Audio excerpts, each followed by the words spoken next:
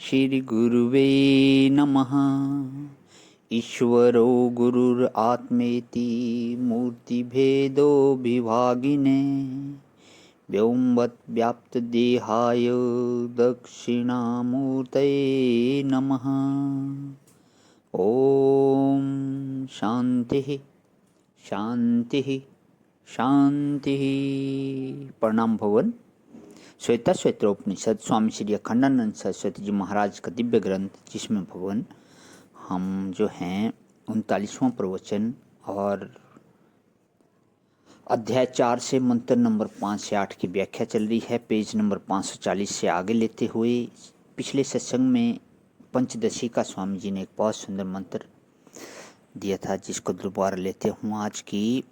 तत्वबोधम क्षयं व्याधिम मन्यन्ते ये महाधिया तेषां प्रज्ञातिविशदा किं तेषां दुःखकं वद।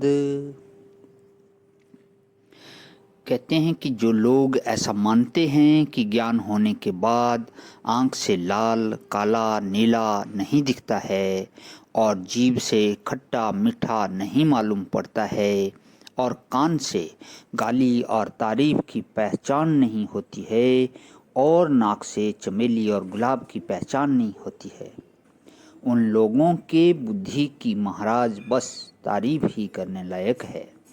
वे तो बुद्धि सागर हैं। संस्कृत में तो गाली भी बड़ी मज़ेदार होती हैं। आपको कभी हम सुनावें भी तो आप नहीं समझ सकेंगे। ऐसी गाली होती है संस्कृत में कि गाली दें और सुनने वाले को पता न चले। देवानाम प्रिया, ये कौन हैं कि देवताओं के प्यारे हैं। देवताओं के प्यारे कौन होते हैं? अरे सब देवता एक एक पशु पालते हैं। कोई चिड़िया पालता है, विष्णु भगवान चिड़िया पालते हैं, शंकर भगवान ने बैल पाल रखा है, ब्रह्मा जी ने हंस पाल रखा है, देवी जी ने सिंह पाल रखा है। जो कमज़ोर होता है वह बलवान को पालता है, जो बलवान होता है वह कमज़ोर को पालता है। अब यह देखो ना क्या हुआ। संस्कृत में देवानाम प्रिय का अर्थ होता है इंद्र का प्यारा कि ऐरावत हाथी, उच्च श्रवा घोड़ा, ये सब देवानाम प्रिय हैं। तो देवानाम प्रिय संस्कृत में बोलते हैं, उसका अर्थ होता है पशु। यह गाली कैसी बढ़िया गाली है। सबसे भ्रष्ट गाली हिंदी में होती है। गाली की दृष्टि से हमारी जो उत्तर प्रदेश बिहार की जो हिंदी है ना, उसमें गाली के शब्द बहुत हैं। आपकी भाषा बहुत अच्छी, क्योंकि उसकी कोई गाली हमको मालूम नहीं। यह क्या है?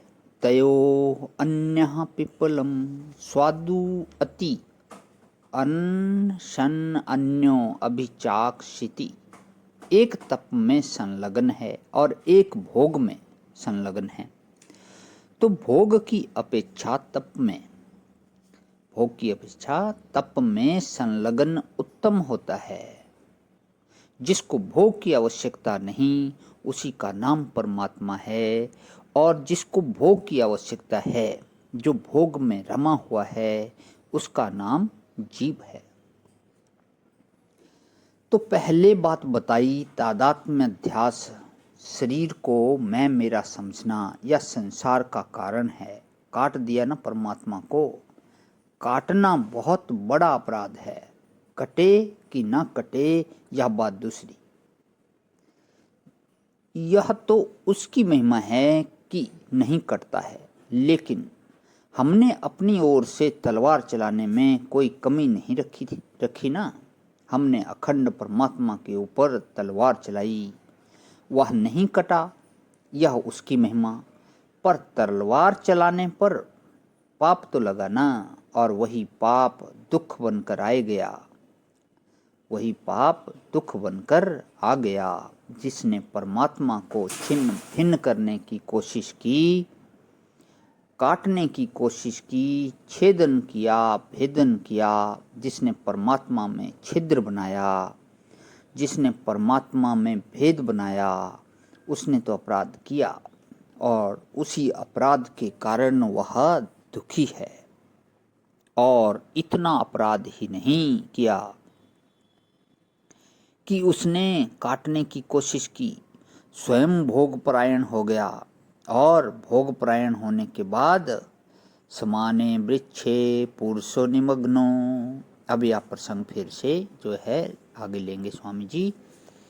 तो यहाँ पे हमारा 39वां प्रवचन भगवान विराम करता है। इसके बाद जो है 40वां प्रवचन चलेगा, उसमें भी जीव के दुख का कारण ही चलेगा। तो उसका भाग नंबर 2 इसको जो है कल वाले सत्संग से लेता हूँ भगवान। आज विराम। ओम शांति शांति शांति।